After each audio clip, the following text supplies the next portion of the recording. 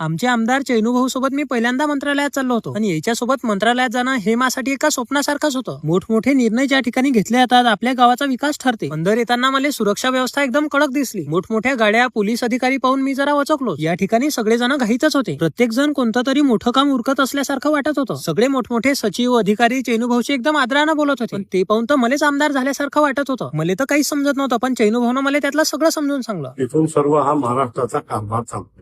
आमच्या चैनूभाऊची काही मंत्र्यांसोबत मीटिंग होती. ते चालू असताना मी बाहेरच बसून राहिलो. यश भैया बी त्याच्या कामात एकदम व्यस्त होऊन गेले. चैनूभाऊचा मंत्रालयात रुबाब पाहून मलाच प्राऊड फील झाला. या ठिकाणी ठरेल निर्णयावर आपलं पूर्ण भविष्य अवलंबून असते हे समजलं. आणि अजून एक गोष्ट समजली की आमदार होणं बी एवढं सोपं नसते. काऊन की मी चैनूभाऊले सकाळपासून पाहू राहिलो. कितीतरी अधिकारी, मंत्री, सचिव सगळे सोबत भेटले. सकाळपासून संध्याकाळी आम्हाला मंत्रालयातच झाली. पण तरी चैनूभाऊचे काम काही संपत नव्हते. आणि शेवटी संध्याकाळच्या टाइमला आम्ही मंत्रालयातून बाहेर निघलो. आता खरं सांगू तर मलाच मंत्रालयात एकदम चिडचिड झाली होती. पण चैनूभाऊचे काम चालूच होते. आज मी पहिल्यांदाच मंत्रालयात